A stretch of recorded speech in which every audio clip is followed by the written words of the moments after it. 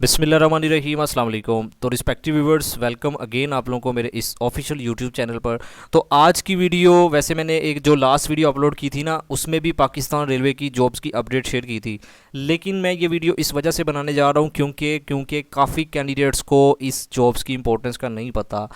मतलब जितनी इसमें नंबरिंग के अकॉर्डिंग पोस्टों की अनाउंसमेंट हुई है ना, तो जल्दी से मैं आप लोगों को ना जो पाकिस्तान रेलवे में लेटेस्ट जॉब्स की एडवर्टाइजमेंट आई है, काफ़ी अच्छी अपॉर्चुनिटी है। जो कैंडिडेट्स भी एलिजिबल है ना, ऑल ओवर द पाकिस्तान के मेल और फीमेल दोनों कैंडिडेट्स अप्लाई कर सकते हैं। ठीक है, ये भी आप नोट कर लें। तो ये मैंने एडवर्टाइजमेंट डाउनलोड की हुई है, इसमें आपको ऑलमोस्ट काफ़ी जॉब्स मिल जाएंगी।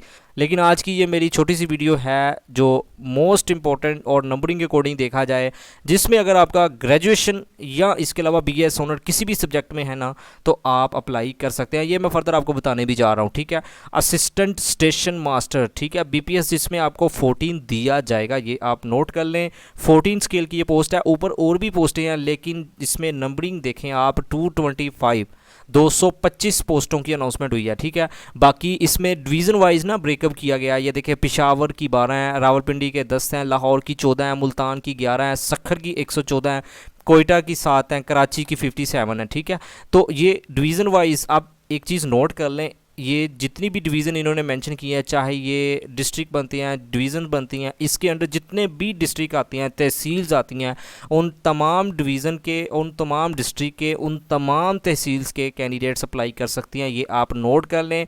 बाद में आपका क्वेश्चन होगा कि सर लाहौर में जो कसूर आता है या ननकाना आता है, ठीक है, तो जो भी लाहौर डिवीज़न के अंडर डिस्ट्रिक्ट तहसील आती हैं, तो उन तमाम डिस्ट्रिक्ट, उन तमाम तहसील के कैंडिडेट्स अप्लाई कर सकते हैं। इसी तरह मुल्तान के, इसी तरह सखर के, कोयटा के, कराची के। ठीक हो गया, तो बहुत अच्छी अपॉर्चुनिटी है। 225 पोस्टें हैं, कोई एक्सपीरियंस नहीं इसमें मांगा गया। इसी वजह से ये मैं वीडियो बनाने जा रहा हूँ, क्योंकि बहुत सारे ऐसे कैंडिडेट्स होते हैं जो अपना ग्रेजुएशन कंप्लीट करने के बाद ना घर में फ़ारग बैठे हुए हैं, 2-2, 3-3 साल हो चुके हैं।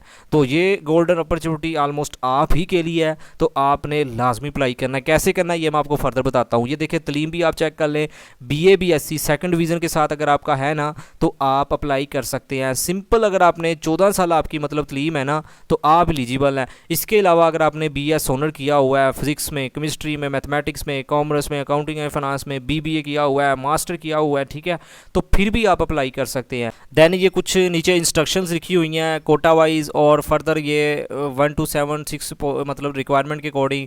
जो मोस्ट इंपॉर्टेंट है वो मैं आपको एज का बता देता हूँ। 18 से 25 साल आपकी एज मांगी गई है, लेकिन आपने इसमें 5 साल मजीद एज रिलैक्सेशन ऐड कर लेनी है। तो 30 साल तक अगर आपकी एज बनती है ना, तो आप अप्लाई कर सकते हैं। फर्दर ये कुछ और भी लिखा हुआ है, जो Buddhist community Sindh, rural Balochistan, ठीक है, और ट्राइबल एरिया या आज़ाद कश्मीर नॉर्दर्न एरिया से बिलोंग करते हैं ना, तो उनको मज़ीद 3 साल रिलैक्सेशन दी गई है। ठीक है, ये जो मैंने नाम लिए हैं। ठीक हो गया। फर्दर बात करते हैं जी मोस्ट इंपॉर्टेंट कि आपने कैसे अप्लाई करना है, क्योंकि मैंने वैसे लास्ट वीडियो में बताया था, लेकिन कुछ कैंडिडेट्स के क्वेश्चन आ रहे हैं। तो देखिए, इसके लिए ना आपने ऑनलाइन तो अप्लाई का प्रोसीजर इन्होंने नहीं रखा।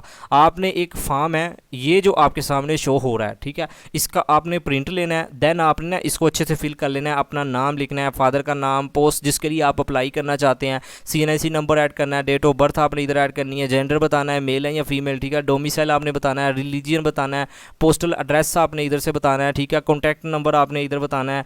फर्दर अगर आप डिसेबल हैं तो आपने वो बताना है। डिप्लोमा अगर आपने किया हुआ है कोई, अगर requirement according to requirement jobs में है, जैसा कि ये ऊपर वाली पोस्टों में है, ठीक है, तो एक चीज़ और नोट कर लें, आप एक से ज़्यादा पोस्टों पर भी अप्लाई कर सकते हैं, लेकिन उसके लिए तरीकाकार ये है कि आपको ये सेपरेट से फॉर्म फिल करना पड़ेगा। अगर 2 पे करना है तो 2 फॉर्म फिल करने पड़ेंगे। सेट भी आपको अपने जो एजुकेशनल सेट अपने डॉक्यूमेंट्स लगाने हैं, वो भी सेपरेट से लगाने पड़ेंगे। ठीक है, तो ये तमाम इन्फॉर्मेशन को आपने ना ऐड कर लेनी है, लाइक ये एजुकेशन क्वालिफिकेशन भी आपने इधर ऐड कर देनी है। ठीक है, देन आपने इस फॉर्म को फिलअप करने के बाद अपने एजुकेशनल डॉक्यूमेंट्स अपने साथ अटैच करने हैं। ठीक है, अटैच अब कौन कौन से डॉक्यूमेंट्स हैं, मैट्रिक, इंटर, ग्रेजुएशन, ठीक है, ये तीनों की आपने सनद, ग्रेजुएशन की ट्रांसक्रिप्ट होगी, ठीक है, लाइक डिग्री भी अगर आपके पास है तो उसका आपने फ़ोटोकॉपी करवानी है, टेस्टेड करवानी है, ठीक है, ये भी आप नोट कर लें। पासपोर्ट साइज़ आपने 3 पिक्चर्स भी ऐड करनी है, और फर्दर CNSC की कॉपी, उसकी भी उसको आपने टेस्टेड करवाने के बाद ये फॉर्म का प्रिंट लेकर उसको फिल करने के बाद आपने अरसाल करने हैं। खाकी लिफाफे में पैक करने के बाद आपने किस एड्रेस पर पहुंचाने हैं, ये इन्होंने ना इधर क्लियर मेंशन किया गया कि आपने अकॉर्डिंग टू अपनी रिक्वायरमेंट, जो भी आपका डिवीज़न या आपका रीजन बनता है ना, तो आपने वहाँ ही अरसाल करने हैं। किस डेट से पहले, पहले 28/8/2024 तक आपके डॉक्यूमेंट्स पहुंचने चाहिए। जो डॉक्यूमेंट्स इस डेट के बाद होगा वो एक्सेप्टेबल नहीं होगा, ये भी आप नोट कर लें। बाकी ये कुछ और भी नीचे इंस्ट्रक्शन लिखी हुई है, इसको आप खुद भी रीड कर लीजिएगा। ये मैंने आपको वैसे तरीका तो बता ही दिया है ना कि आपने कैसे मतलब इस एडवर्टाइजमेंट को ओपन करना है, डाउनलोड भी करके खुद रीड कर सकते हैं, ठीक है। अगेन ये बात शेयर कर रहा हूँ, अगर आप एक से ज़्यादा पोस्टों पर अप्लाई करना चाहते हैं तो आपको सेपरेट से ये फॉर्म फिल करना पड़ेगा और सेपरेट से आपको अपने एजुकेशनल जो डॉक्यूमेंट्स का, क्वालिफिकेशन का मतलब जो डॉक्यूमेंट्स का सेट बनता है, एक्सपीरियंस सर्टिफिकेट है, वो भी आपने थोड़ी ऐड कर लेना है, ये मैंने आपको नहीं बताया था। तो आपको सेपरेट से फॉर्म, सेपरेट से अपना डॉक्यूमेंट्स के सेट बनाकर अरसाल करने हैं अकॉर्डिंग टू जो डिपेंड करता है आपका जो रीजन बनता है। बाकी मैं आपको अगेन ये बात शेयर कर दूं, इसमें कोई भी एक्सपीरियंस मेंशन नहीं किया गया, ठीक है। पाकिस्तान रेलवे की जॉब्स हैं, इसमें आपको फैसिलिटीज़ भी प्रोवाइड की जाती हैं, ट्रैवलिंग के अकॉर्डिंग भी देखा जाए, और मेडिकल की थोड़ी सी कम होती है, लेकिन ट्रैवलिंग में आप लोगों को ना अच्छे मतलब ना फैसिलिटीज़ दी जाती हैं आपकी और आपकी फैमिली के लिए। देन मोस्ट इंपॉर्टेंट बात करते हैं कि इसका जो प्रोसीजर है ना रिक्रूटमेंट का, ये डिपार्टमेंट खुद ही आप लोगों को टेस्ट लेगा, ये भी आप नोट कर लें, क्योंकि ये कोई भी ऑथोराइज टेस्टिंग एजेंसी के थ्रू नहीं इसकी एडवर्टाइजमेंट आई, तो डिपार्टमेंट खुद भी टेस्ट लेगा। इससे पहले भी ये रिक्रूटमेंट का प्रोसेस मुकम्मल हो चुका है, आई थिंक 2021 में इसकी एडवर्टाइजमेंट आई थी, तो अब अगेन आ चुकी है 2024 में। फिर पहले भी मतलब रेलवे ने ही, डिपार्टमेंट ने ही टेस्ट कंडक्ट किया था, अब भी पाकिस्तान रेलवे ही मतलब इसका टेस्ट कंडक्ट करेगी, ठीक है।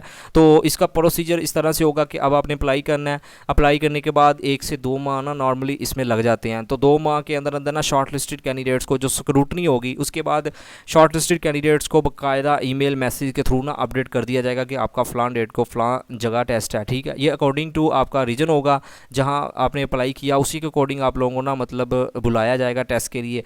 सबसे पहले आप लोगों का इसमें रिटन टेस्ट होगा। रिटन टेस्ट ये डिपेंड करता है कि आपने किस पोस्ट पर अप्लाई किया हुआ, ठीक है। जो असिस्टेंट स्टेशन मास्टर का ना, इसमें 100 MCQs पर मुश्तमिल जो MCQs पेपर है ना, नॉर्मली जो लास्ट रिक्रूटमेंट के बॉडी में बात कर रहा हूँ, तो 100 MCQs पर मुश्तमिल पेपर होगा। देन आप लोगों का इंटरव्यू होगा और फर्दर आप लोगों की मतलब मेडिकल के साथ ही आप लोगों की शॉर्ट लिस्टिंग हो जाएगी। ये 2 प्रोसीजर है मेन, रिटन टेस्ट और इंटरव्यू, ठीक है। इसमें कोई भी आपका स्किल टेस्ट नहीं होगा, ये मैं सिर्फ इस पोस्ट की बात कर रहा हूँ, ऊपर वाली की नहीं बात कर रहा, ठीक है। बाकी एक और चीज़ इसमें ऐड कर लें, कंप्यूटर कोर्स ना इधर इन्होंने ना मेंशन किया है, मैंडेटरी है। देखिए अब ये ना कोई इन्होंने ये नहीं लिखा कि टैप्टा से होना चाहिए या कोई अथोराइज्ड गवर्नमेंट इंस्टीट्यूशन से ही अप्रूव आपका होना चाहिए। तो अगर आपने प्राइवेट किसी इंस्टीट्यूट से भी किया है ना तो वो भी चलेगा, क्योंकि इधर इन्होंने ना कोई मेंशन नहीं किया। बाकी कंप्यूटर कोर्स वो मस्ट है 6 मंथ का, ठीक है। बाकी मैंने आपको रिक्रूटमेंट का प्रोसेस भी बता दिया। पेपर पैटर्न इसमें जनरल सा होगा, ठीक है, लाइक इंग्लिश, पाक स्टडी, इस्लामिक स्टडी और दैन कंप्यूटर का मेन पार्ट होगा, ठीक है। तो जीके पार्ट से ही रिलेटेड मतलब आपका पेपर होगा। नॉर्मली जनरल जो 1 पेपर MCQs होता है, कोई नेगेटिव मार्किंग भी नहीं होगी, बहुत ही इनका ना मतलब कोई इतना डिफिकल्ट प्रोसीजर नहीं होगा, आसान ही पेपर होगा। तो जो कैंडिडेट्स भी ऑलरेडी प्रिपरेशन कर रहे हैं ना, तो उनके लिए तो यार ये गोल्डन अपॉर्चुनिटी है, आपको इतनी मतलब टफ प्रिपरेशन नहीं करनी पड़ी, क्योंकि आप लोगों ने पहले ही चीज़ें पढ़ी हुई हैं बेसिक लेवल की। तो बड़ा ही बेसिक लेवल का पेपर होगा, कोई इतना डिफिकल्ट नहीं होगा। बाकी इंशाल्लाह मैं with the passage of time ना इसकी जो भी अपडेट आएगी पेपर पैटर्न से रिलेटेड मजीद इनकी ना डिटेल में वीडियो बना दूंगा, ठीक है। तो अगर आप चैनल पर नए हैं तो अपने चैनल को भी लाजमी सब्सक्राइब कर लेना है। फिर भी कोई क्वेश्चन आप लोगों का इस वीडियो से रिलेटेड तो आप कमेंट सेक्शन में पूछ सकते हैं, मैं आपका लाजमी जवाब दूंगा। अगेन आखिर पर ये बात मैं शेयर कर रहा हूँ, आपने लाजमी इस अपॉर्चुनिटी को अवेल करना है, जो कैंडिडेट्स भी एलिजिबल हैं, क्योंकि पाकिस्तान रेलवे में आपको मतलब है तो बड़ी मज़े की जॉब है ना। देखिए आपने असिस्टेंट स्टेशन मास्टर के तौर पर काम करना है, कोई इतनी टफ जॉब भी नहीं है। आपके नियरेस्ट जो डिवीज़न या मतलब डिस्ट्रिक्ट बनता है, अगर वहाँ मतलब रेलवे स्टेशन है तो वहाँ चांसेस है कि आपकी अपॉइंटमेंट हो जाए, कोई दूर भी नहीं आपको अपॉइंट किया जाएगा। तो BPS 14 इसमें आपको दिया जाएगा, सैलरी भी आपकी ऑलमोस्ट 50,000 प्लस ही इसमें होगी, ठीक है। तो काफ़ी अच्छी मतलब अगर जॉब्स की सैलरी के अकॉर्डिंग, फैसिलिटीज़ के अकॉर्डिंग देखा जाए और पोस्टिंग के अकॉर्डिंग देखा जाए, काम की नेचर मतलब जॉब नेचर के अकॉर्डिंग देखा जाए तो वेल एंड गुड, काफ़ी अच्छी अपॉर्चुनिटी है, आपने लाजमी अप्लाई कर लेना है, ठीक है। मेरा काम था आपको बताना, आगे काम है आपका अप्लाई करना, ठीक है। आखिर पर यही कि अल्लाह पाक आपको आपके हर एक मकसद में कामयाब फरमाए, अल्लाह पाक हम सब पर अपनी रहमत का नज़ूल फरमाए। Thank you for watching, take care, अल्लाह हाफिज़।